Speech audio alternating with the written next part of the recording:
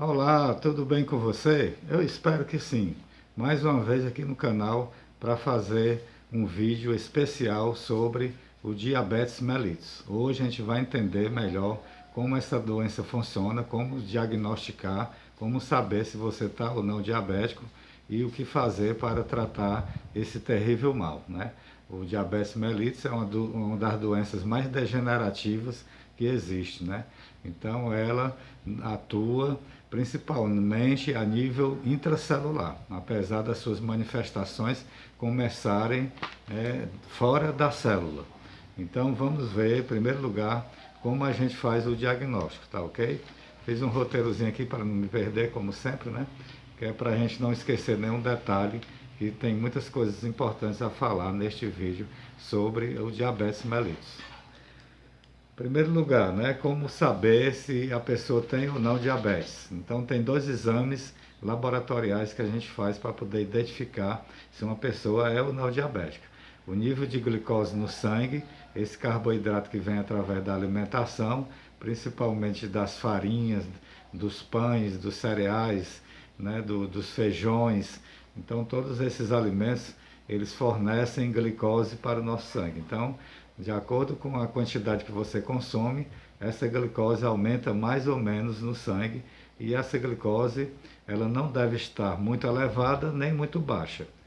Né? Se você por acaso tivesse um nível de glicose abaixo de 40, né, 40 miligramas por decilitro de sangue, geralmente as pessoas com esse nível abaixo de 40 entram em coma. Daí a importância de se manter um nível ótimo de glicose no sangue, tá certo? Então não deve estar faltando, nem deve estar demais no sangue para que não venha a desencadear problemas como o infarto do miocárdio, né? O infarto do coração. Um dos motivos é o excesso de glicose sanguínea, que acaba lesionando as artérias e aí vai formar o ateroma, que por sua vez forma a placa de ateroma, que por sua vez entope um vaso que pode causar o infarto agudo do miocárdio, entre também outras coisas como o AVC. Né? Então, o que fazer para a gente saber se tem ou não diabetes? Então, tem dois exames que a pessoa pode realizar.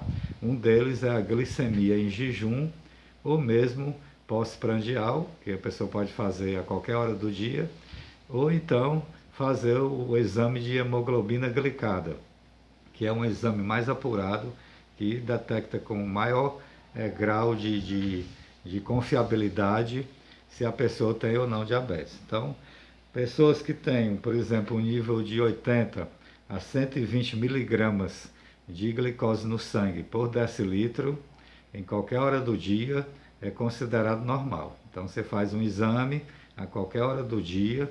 O ideal seria fazer depois de pelo menos 2 horas após se alimentar, e aí você, tendo um nível de glicose de 80 até 140 miligramas por decilitro de glicose no sangue, é considerado normal.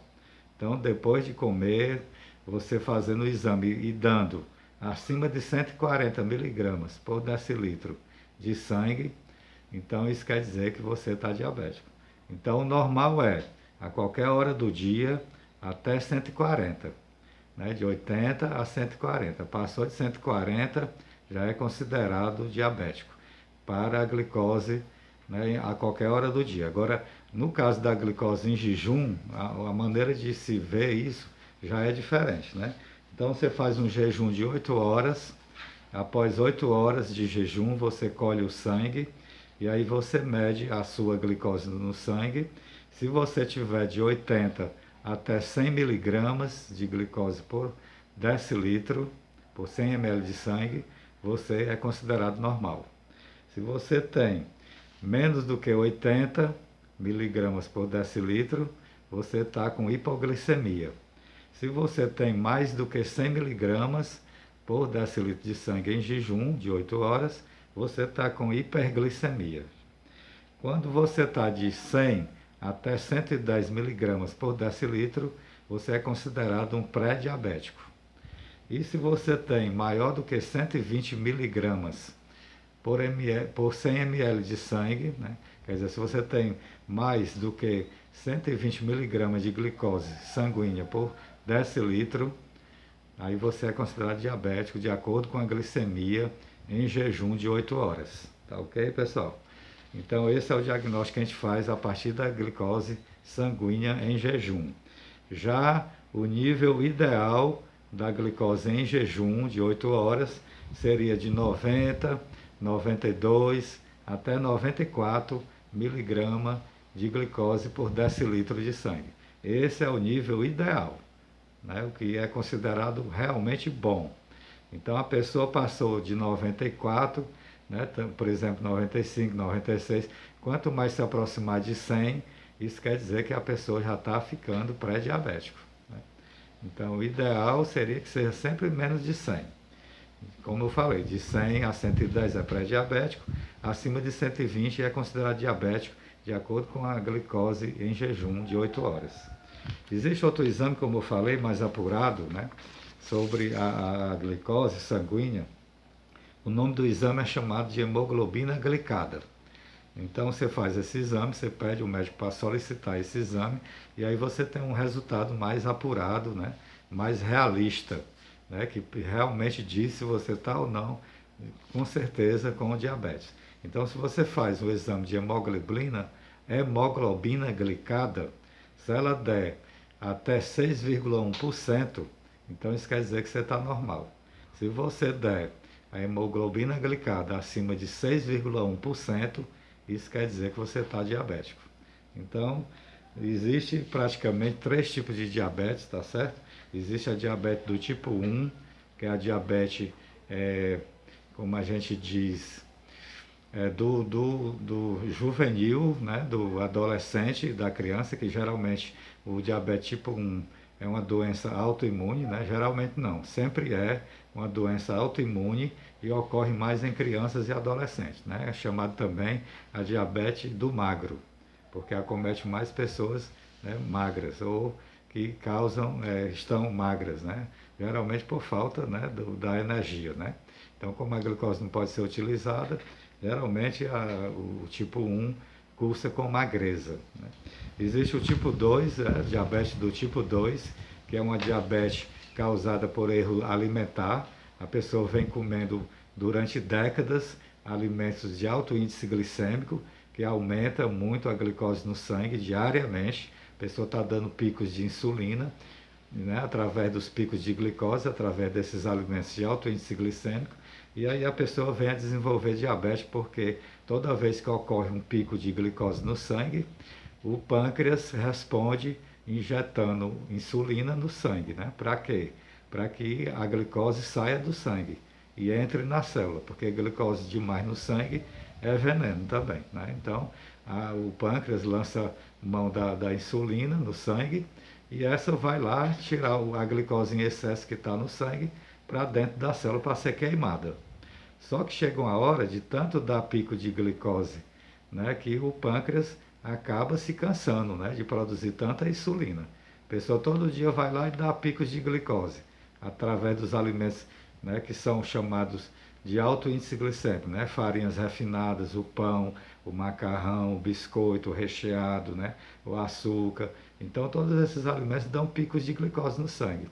E para diminuir rapidamente, o pâncreas lança mão da insulina, lançando ela no sangue para diminuir essa glicose para ela voltar aos níveis normais, né? A glicose entra na célula e aí quando a célula está lotada de glicose, já não aguenta mais de tanta glicose dentro dela, ela acaba freando a ação da insulina. E aí cria-se o que a gente chama de resistência à insulina. A insulina não consegue mais colocar a glicose para dentro da célula e o resultado é que acontece, né, o chamado pré-diabético e em seguida vem a diabetes propriamente dita, né, do tipo 2, tá certo? Existe também a diabetes do tipo 3, que é aquela que acontece nas pessoas com Alzheimer. As pessoas com Alzheimer é considerado hoje em dia um diabetes do tipo 3, porque ela desenvolve uma resistência à insulina a nível cerebral. Então, a nível cerebral, a insulina não consegue agir colocando a glicose para dentro do neurônio, né? Isso é uma das causas que acomete as pessoas que têm, né, essa doença chamada Alzheimer. Então, diabetes tipo 1 é uma doença autoimune, diabetes tipo 2 é um erro alimentar e diabetes tipo 3 é o Alzheimer. Todos eles cursam, né, com esse problema da insulina. Né? No caso da diabetes tipo 1, tem falta de insulina. No diabetes tipo 2, tem muita insulina. Tá ok? Então, também existem as consequências do diabetes. Né? As consequências do diabetes, se não tratado, né, vai causar problemas nos nervos, que é a neuropatia diabética, vai causar problema renal, né? A pessoa passa a ter necessidade até de hemodiálise, pode perder um rim, né? A nefropatia diabética é uma das consequências do diabetes não tratado.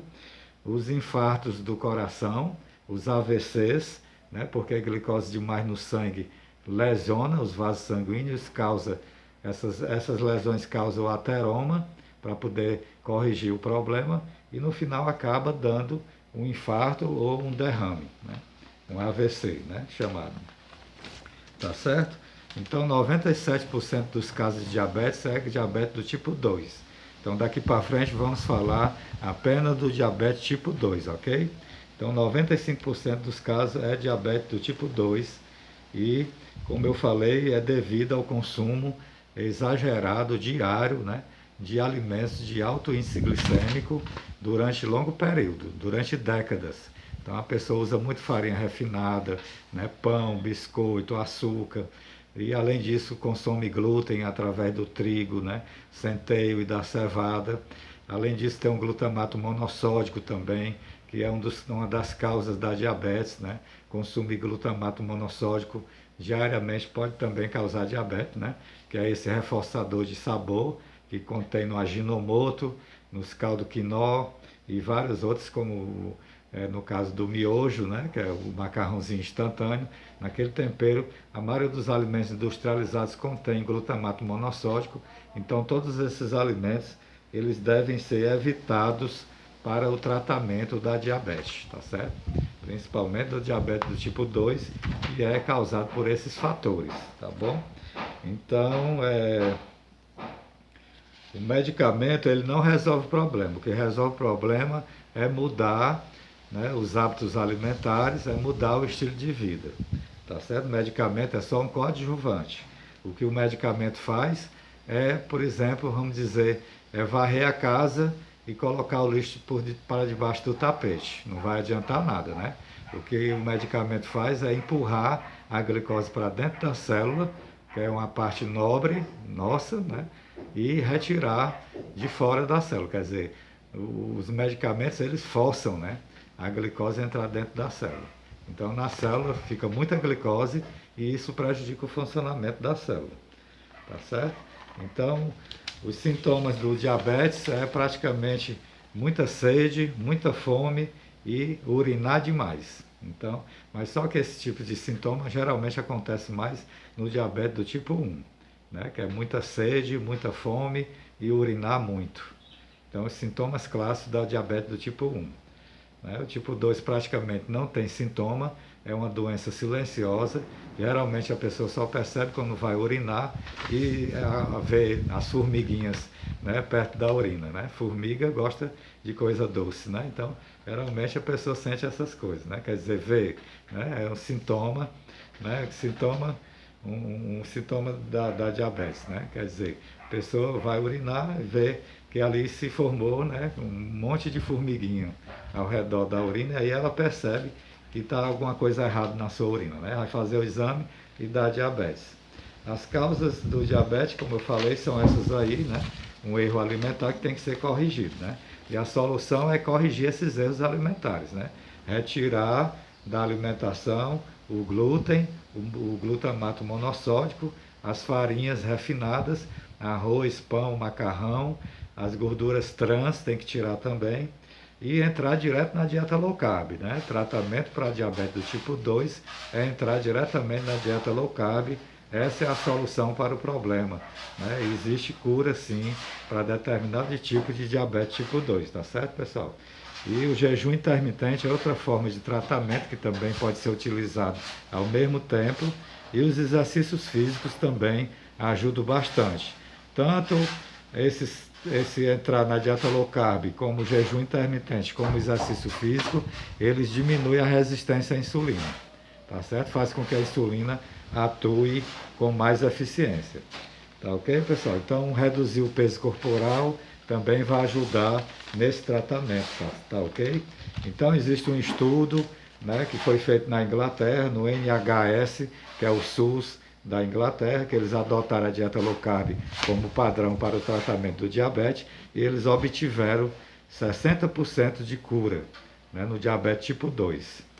Já no pré-diabético obtiveram 100% de cura e diabetes tipo 1 eles reduziram em 95% a necessidade de medicamento. Então daí você vê a importância, né, que é a dieta low carb e a mudança no estilo de vida. Então pessoal, o vídeo de hoje foi esse. Espero que tenha gostado. Se gostou, dá um like e compartilha aí nas suas redes sociais, tá ok? Eu vou deixar os links aí do meu e-book pago e do meu e-book gratuito na descrição desse vídeo, ok? Então até a próxima e muita saúde para você. Tchau!